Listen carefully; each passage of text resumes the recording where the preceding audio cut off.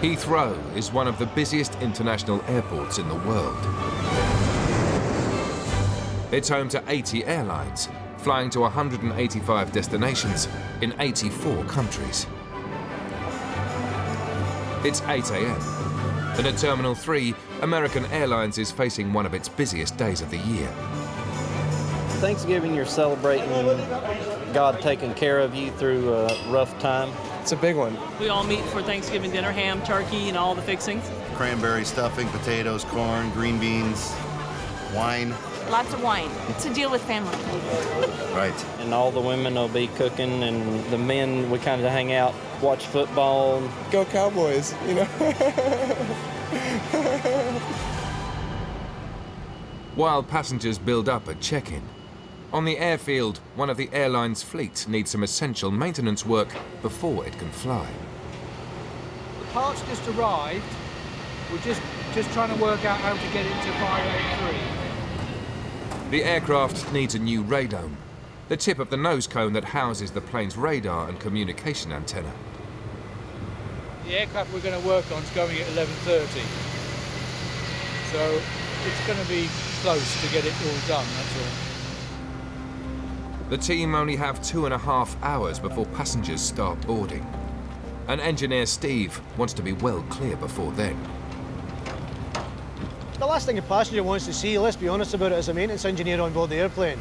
You know, we like it when the passengers don't see us. That means our job is done and the airplane's serviceable. The plane's pilots have been reporting interference with their VHF radio.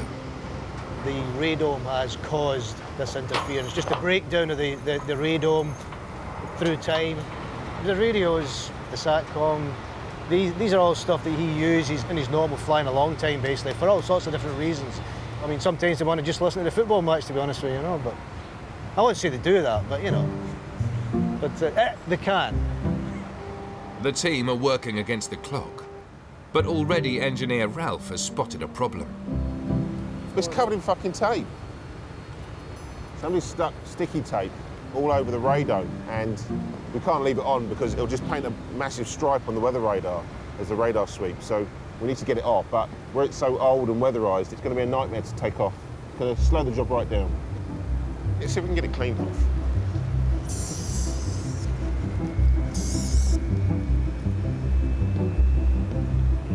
It's so old, it's just breaking down. There's now only an hour and a half left before boarding, and passengers are making their way through security. Please remove as much metallic items from yourself as possible. You're walking through a metal detector.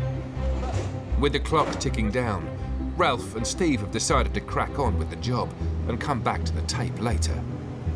And obviously, as you see, I'm not tall enough to do any of the manual work, so I've got to get the big guys in to do it. My big guns, as I call them. A new radome costs more than £40,000. It's on the move. Just let me know when you want it in, Ralphie. Wiggle, please. Give it a little wiggle, that's it. Just a little one, rub it through. There's so many fine details and they have to be right. Once you've made a mistake, there's no going back, so you've just got to get it right. That's why you have to take your time while you've got it. But time is not on their side. Back in the terminal, passengers are already making their way to the gate. Oh, it's a tree. Bleeding tree. With minutes to go before boarding begins, the radome is on. But one sticky problem still remains. Right, tape. Unless they can remove the tape, this flight will be grounded. So Ralph is forced to improvise. Do you know the trays they serve the food on? We need to get one of them, a rigid plastic tray.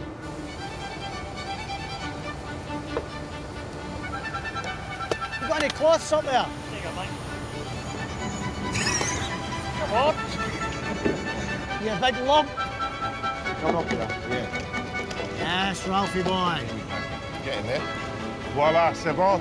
Oh, it's like my arse when I was about 6 weeks old, man. We're done. Perfect.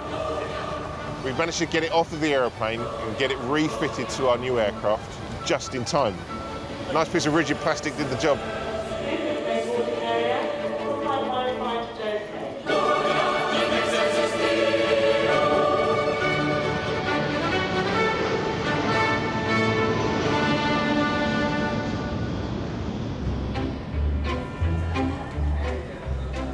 Each day, more than 200,000 passengers pass through Heathrow.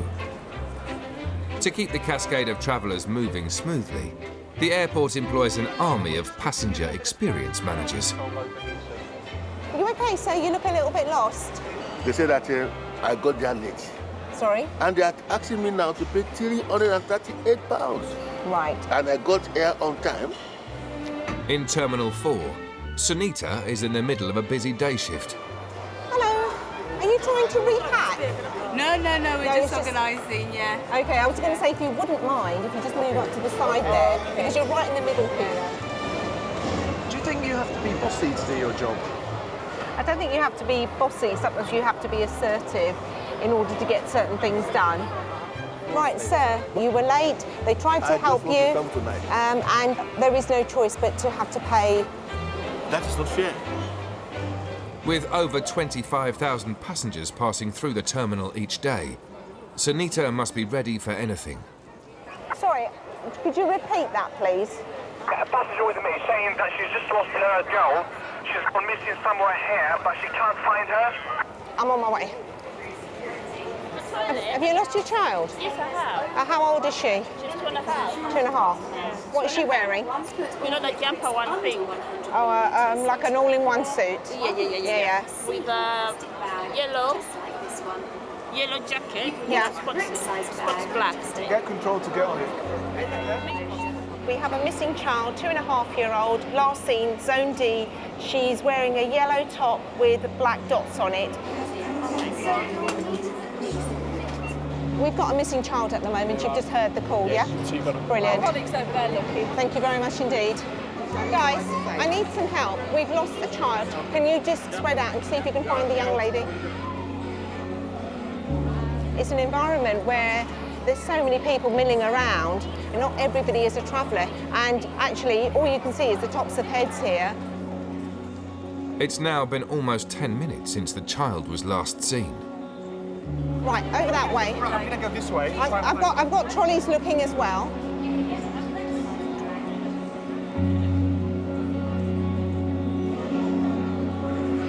Can you please advise we found the missing child?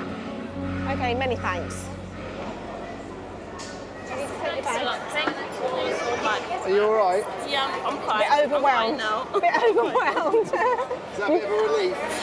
Very relief. More than it is. Was she with anybody? She just wandered off, did she? Is that what happened? I think so, yeah. I think she called me when I was going to the toilet.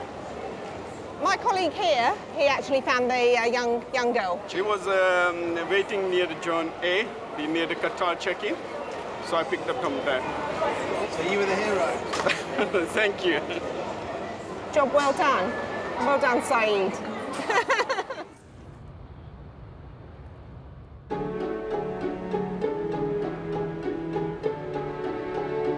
Heathrow employs over 75,000 people, and they all have to work in sync to get passengers away on time. One of the main bottlenecks is security, where staff have to process over 100,000 travellers a day.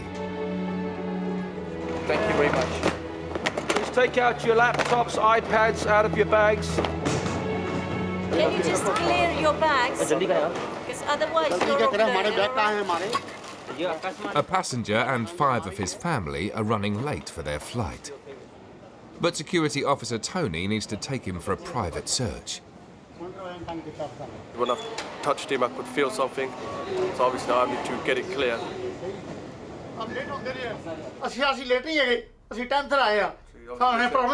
She said obviously they came time and they've been here 4 hours outside, but obviously because they had loads of bags and stuff to check in and that. After being delayed at check-in, the man is now running out of time to claim back a £500 VAT refund. The airline's waiting outside for him. We can get you checked and then we'll... Check Because I want VAT. He said don't have time. Coming 4 hours before here, 5 hours. I'm not happy. The airline guy who's in charge, he said that if he goes for his VAT, they're going to offload him, so that's why he's not really happy about that. We have children. She give me too much problem. We just started to take the key cards there. We'll try, we'll have a word with them and see if they can just quickly. I'm not bad man. बड़ा तो सी बात नहीं करे. Shirt कर लो, button मार डालो. Okay, चलते हैं. Let's see what we can do. The passenger has been cleared by security, but he's now very late for his flight, and a chaperone is waiting to escort him to the plane. He's going to miss the flight now because it's already 2 minutes past the pushback. Please, you help me, please. You help me. No, we sir. have 500 pounds. We don't have any time for VAT. We have to upload you then. Make your Because decision. I'm coming 5 hours here before. You want to they come? give me problem Sir, for me. The pushback was 2 minutes ago, 3 minutes ago. So we can upload you or we can make the flight. Can they do it by post or anything like that? They can do it by post They if you supposed to want. say more more No, we don't have time, sir. 2 minutes ago was pushed out back off the aircraft. You need to pick up all your bags, please. If they wish to go for VAT, we can't hold them. They will miss the flight and it'll cost them a lot of more money, time. Perhaps tomorrow or the day after, they'll get a seat to go back to their country. It's their choice. The flight is now late for its departure, and the family could be offloaded at any minute. Give me too much problem in India. Wait, can. To make matters worse, one of their bags has been flagged for a search. Now we're going to go back in the way it came in again. Just me. Oh, tea set in there. Okay, can you just take it as it is and then let's take it in your hand. You do it on board because it's no time here, yeah? Okay, let's go.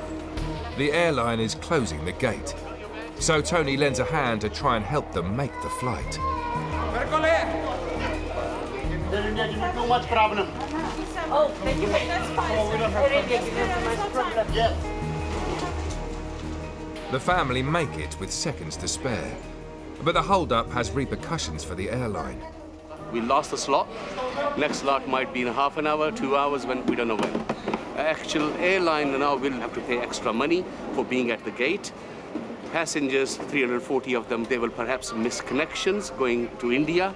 So it's a knock-on effect. I did feel sorry for him. I always try to help everyone who I can help. And that's my aim here. Come here, do what I can do, try to make the passengers happy. These guys done a wonderful job. Thank you. Take care, yeah. One love.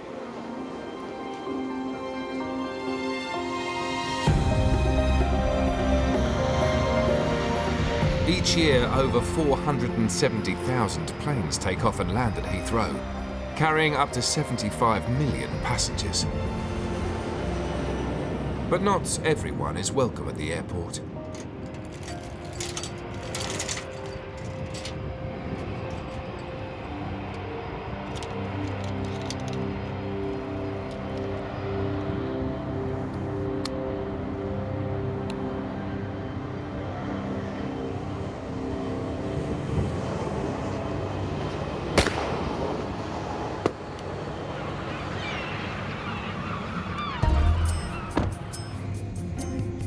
Today, Airside Safety Officer Chris has been assigned one of the department's most important jobs. Most people wouldn't believe it, and if you said it, they'd probably laugh, but we have to spend part of our day making sure that we disperse birds. Heathrow attracts a hell of a lot of birds. You've got a lot of grass where they can hide from prey.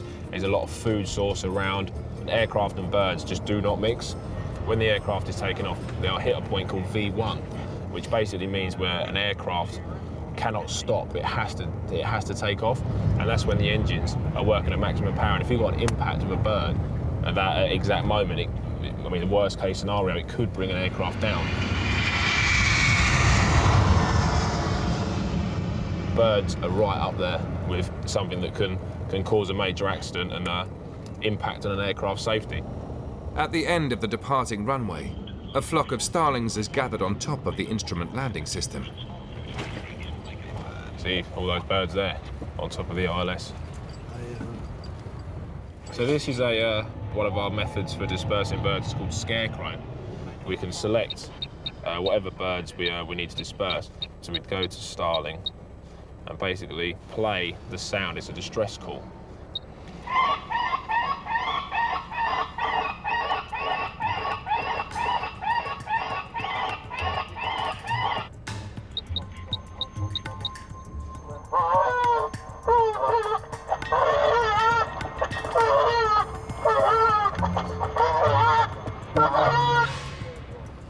one was. A very distressed goose. Yeah, that sounded pretty. Graphic. The birds are refusing to budge. And with the plane taking off every 80 seconds, Chris needs to move fast. So these are pyrotechnic shoes, kind of like a small firework. So you just load it up in the gun, fire it in the air, it'll shoot up and just make a loud bang noise, and that should just deter the birds and scare them to just shoot them off.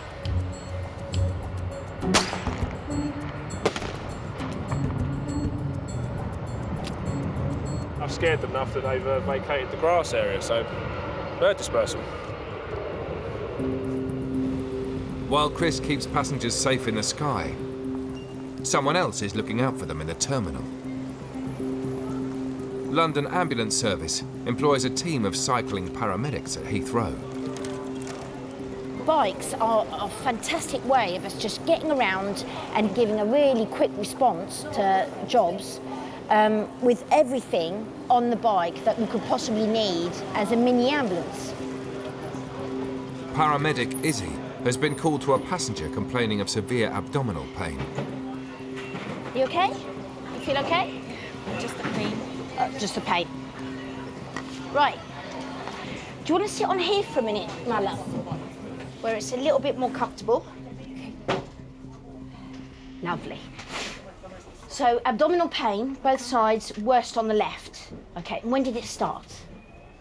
Like a week ago, but very, very... Faint? Yeah. Okay. And is it, what, today? Has it got really, really bad? Yeah, I could leave the bed today. Okay.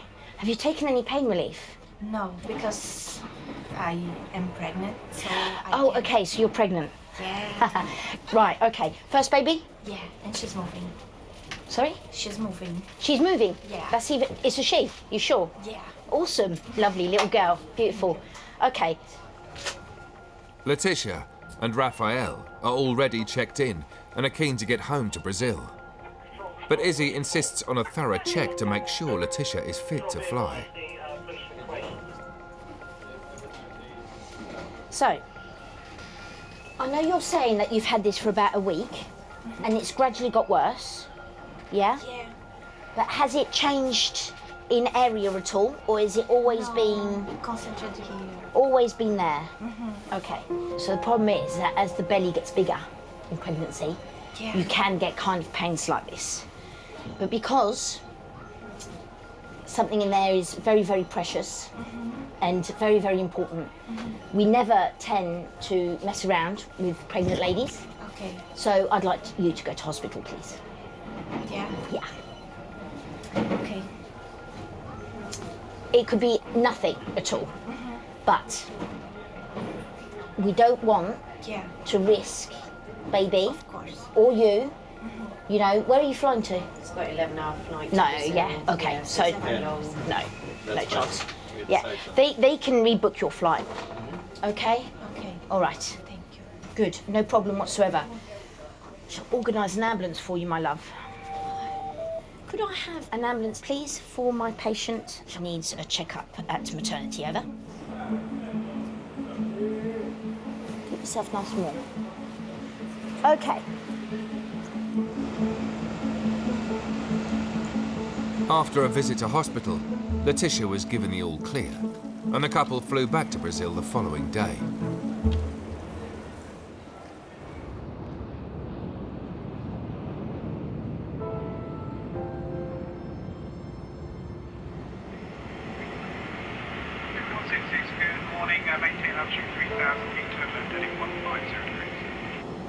Checked. Clear done. Target evening is speedbird 166. Good evening, Speedbird 166, clear land, 27 left surface, wind is 230,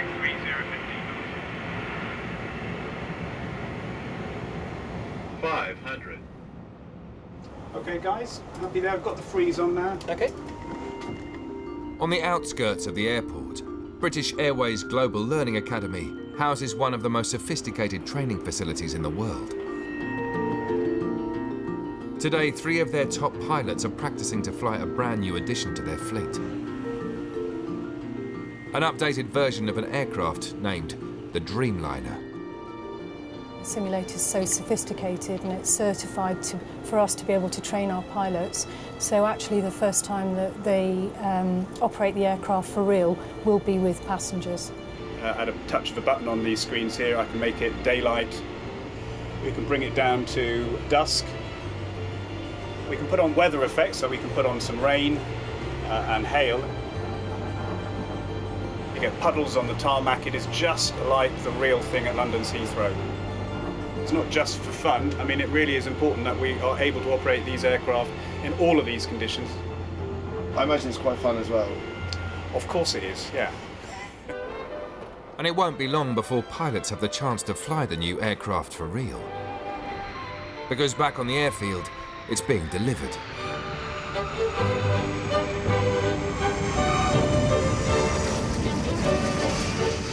In less than 2 weeks, the £185 million plane will set off on its inaugural flight to Kuala Lumpur. And there's a lot at stake for the airline. Everybody's watching that Dreamliner for the first time going off to Kuala Lumpur. So we don't leave on time, we may not arrive on time. A vast amount of people within BA all focus on that inaugural flight to Kuala Lumpur.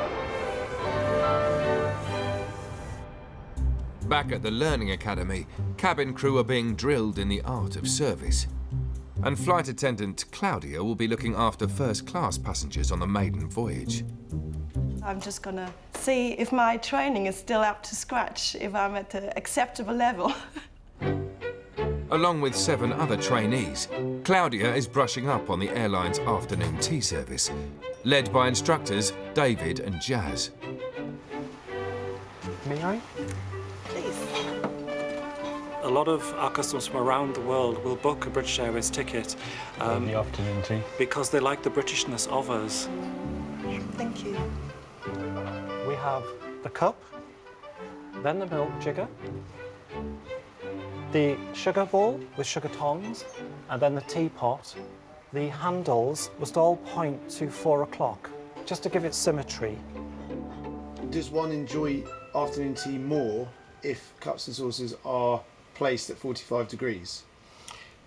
It's symmetry, everything in such an angle that it looks pleasing to not just enjoy, but to look at as well. In just 12 days' time, Claudia will be put to the test on the inaugural flight. It is a very important flight, it's high profile, and we want to showcase this flight. We want to get it 100% on this flight, absolutely.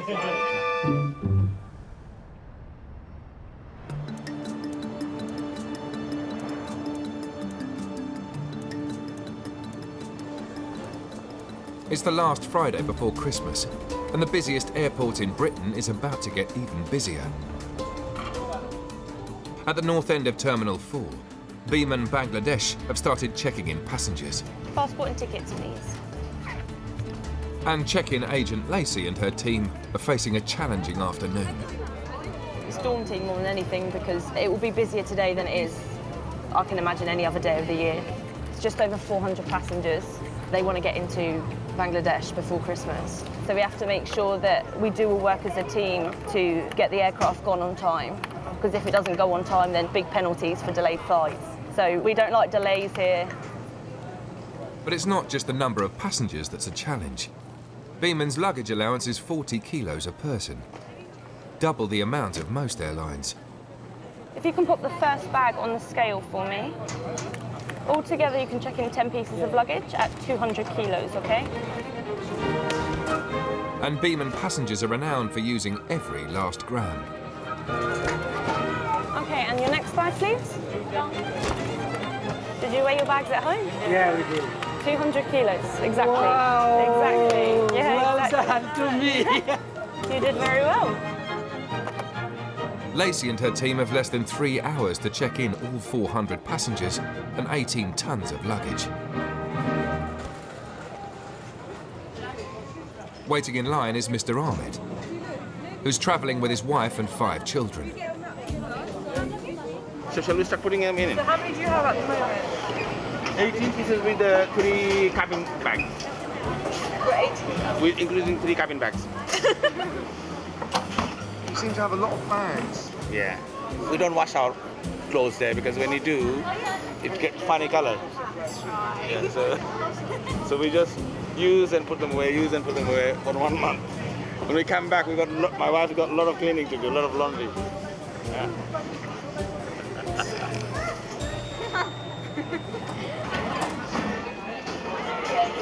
The belt's just stopped at the moment.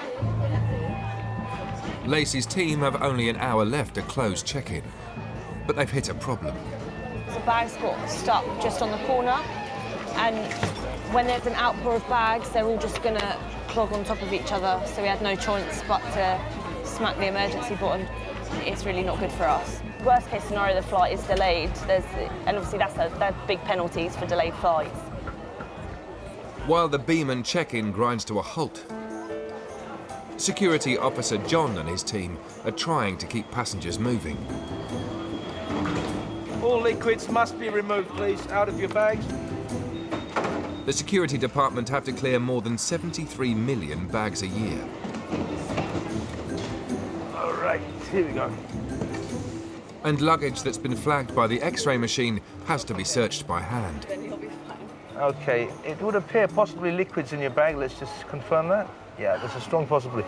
If you can unzip the main zips, but please do not insert your hands inside it, and we'll start the search. Following a foiled terror plot in 2006, all liquids coming through must be less than 100 millilitres and placed in a clear resealable plastic bag. Okay, so let's locate the item. Is that it? That's one item we started with. This is basically this is considered as a liquid. Oh, creams, gels, it's paste. Shit. Yeah, but it's okay. It's not over 100 ml, so you're fine there. Oh. Right, so we'll put that in the liquid bag and we'll do a quick test. Any liquids found in luggage must be tested for explosives.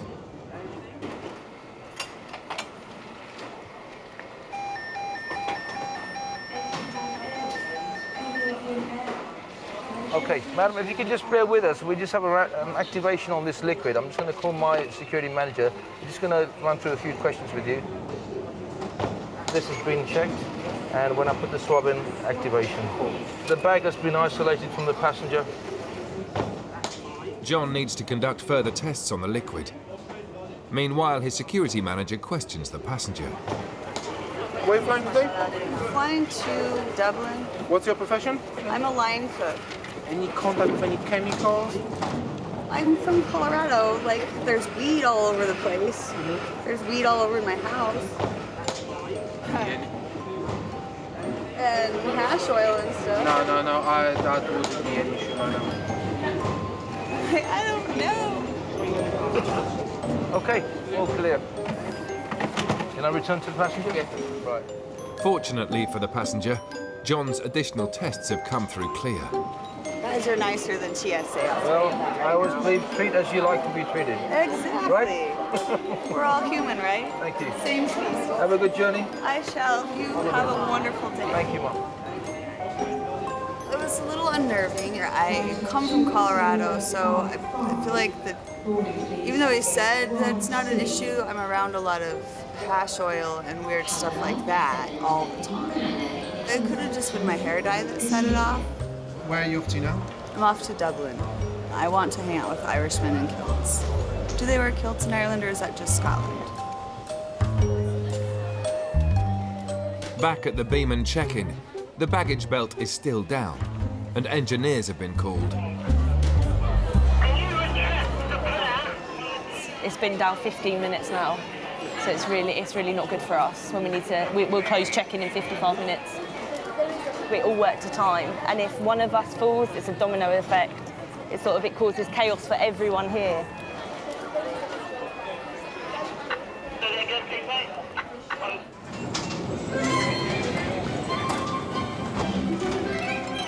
After a 20-minute delay, the engineers finally fix the belt.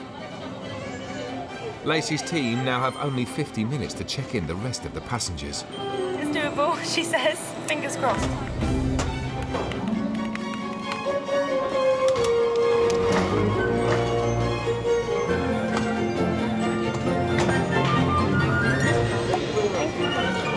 It wasn't a smooth check-in today, I don't think, but we still managed to close on time.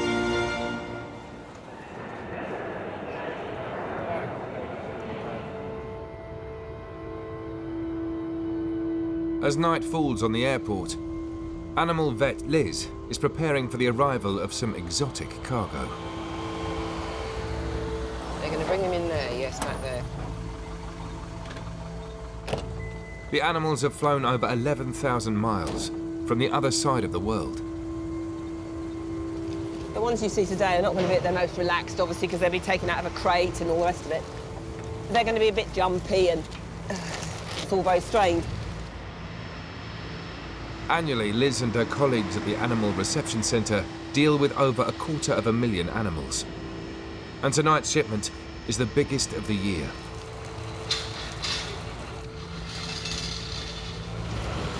The ones for Holland and Belgium have Holland and Belgium neck tags on, so it's easily picked up. Right. Helping Liz is expert keeper Steve, who's travelled with the animals for more than 30 hours. The Suris are quite highly strung, so we just have to be careful with those. As long as you know how to handle them, you know the mannerisms of them, you know where to place yourself, there shouldn't be any problem at all. I've gone through all the health certificates and checked them on here, and we're doing it all from here, so... Oh my God! We flew over with 78 alpaca from New Zealand. We've got one for the UK, 3 for Sweden, a couple for Belgium and Holland, 32 for France, and the rest for Germany. Liz and Steve must now separate the jet-lagged alpaca into smaller groups, ready to be shipped. Whoa, bunny, whoa, bunny. You got it? That's it.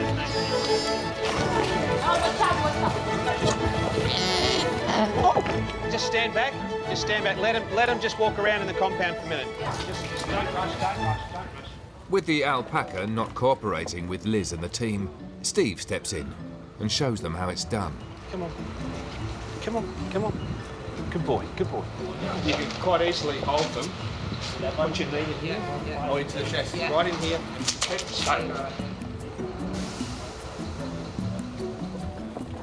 These alpaca will be farmed for their sought-after fleece, and they don't come cheap. They range from around 5,000 Australian dollars up to around 25,000. That's what we're looking at in total roughly. You're probably talking about 600,000 over the 78. That's actually quite a small shipment. You know, we've had animals worth $175,000 each. Yeah, fair whack of money. But for Steve, it's not all about the money.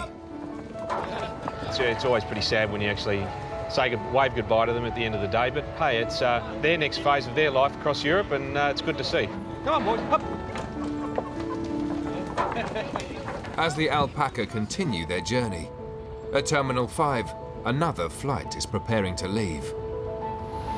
Tonight marks the inaugural flight to Kuala Lumpur for British Airways' new Dreamliner. Inaugural flight 787-900, one of our newest ones to KL. All a bit excited for that? Yes. Key aspects, obviously it's an inaugural flight, lots of people are watching it, rest of BA want to get it off on time. Would appreciate that. While the crew make their way to the gate, on the tarmac, turnaround manager Alan and his team are working hard to make sure the departure goes to plan. I was just inquiring about whether the flight deck will be in a position to go early. They're up for it. We want to be the world's punctual airline, but that's what I'm here for, to get a plane away early or on time at best. Before takeoff, the plane needs to be filled up, and jet fuel is a flight's biggest cost.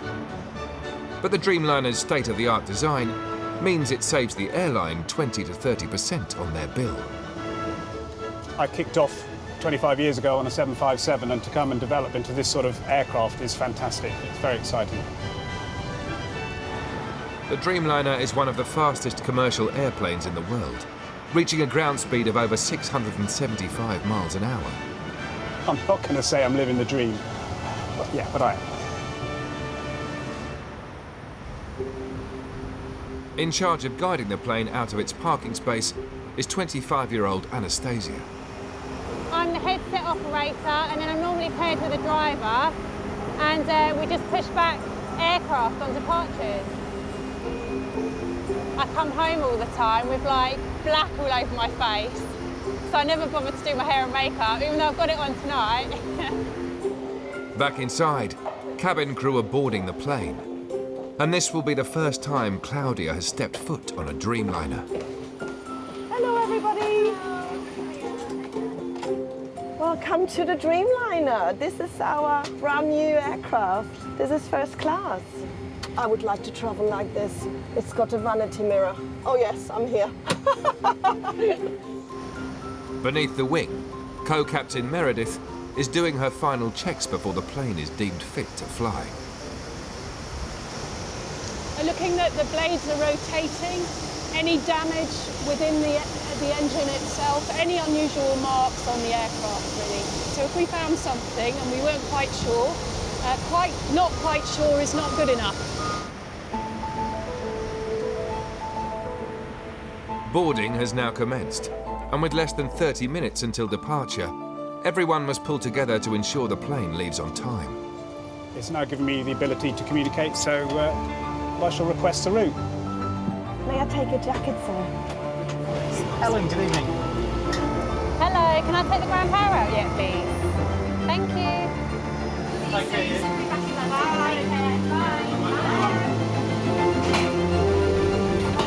With passengers fully boarded, it's now down to Alan.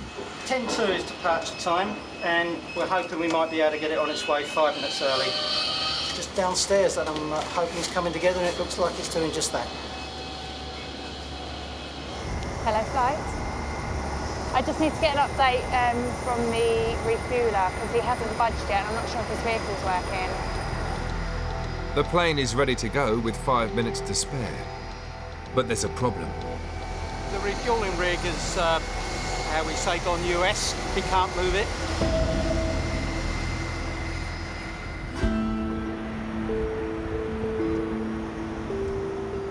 At Terminal 5, British Airways' new Dreamliner is about to take off on its inaugural flight to Kuala Lumpur.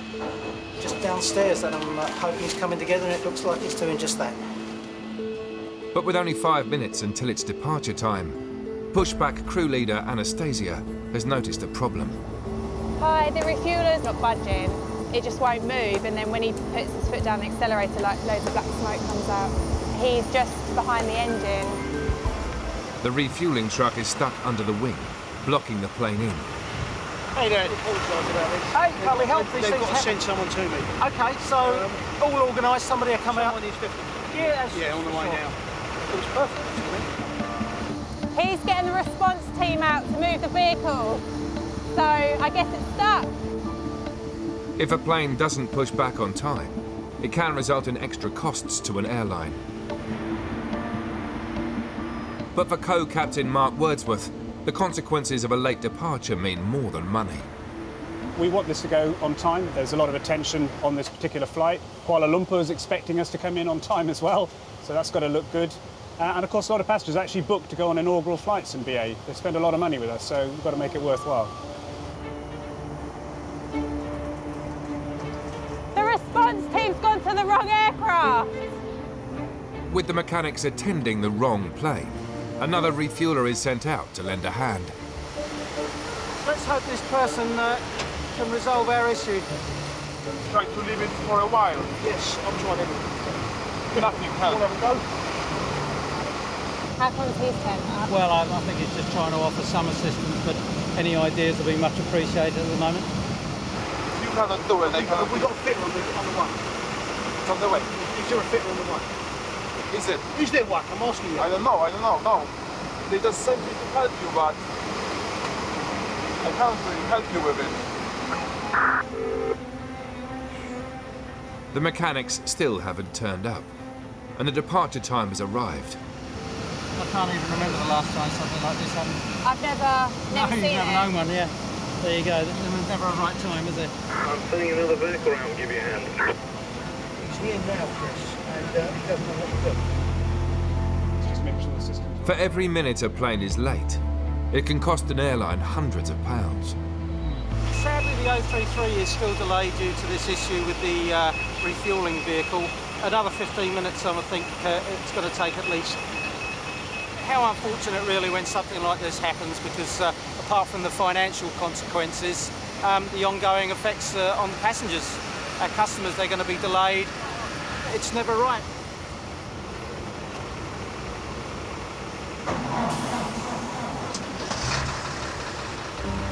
"13 minutes after the scheduled departure time, the refuelers finally get the truck started. There you go, these things happen. All right, take care. Right, our problems are resolved on the 033 on stamp 518. If you can put it ready to go in now, that'd be great. Everything's sorted, flight crew have called for clearance, and now we're going to push. Still a bit disappointed that we weren't able to go a bit sooner. And we still haven't gone, have we?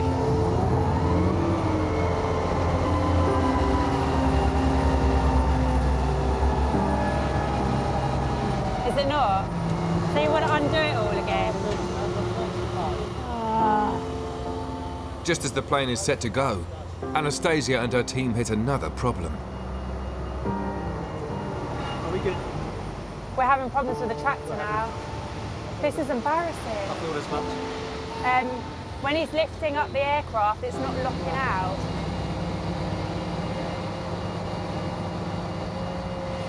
The tractor is unable to lift the aeroplane in the way that it should be able to. So she's just trying to work out what might be the issue. But second issue on one departure, it's more than we would hope for.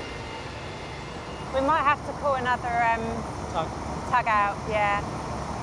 Wow. See what happens.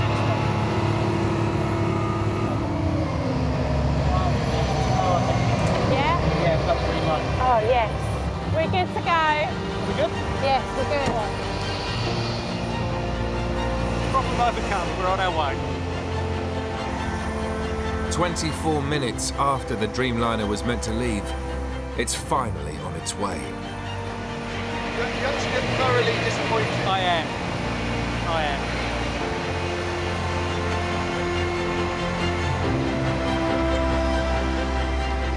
People in our role, we have a passion. It's our job to get our departures away on time. That's what the customer is looking for. That's one of the most important things to him. So we go out of our way to enable that to happen. I've done that. Everyone's done that collectively as a team. Unfortunately, breakdowns, as we saw, delayed us. So, yeah, just move on to the next one. The next one will be good, I'm sure.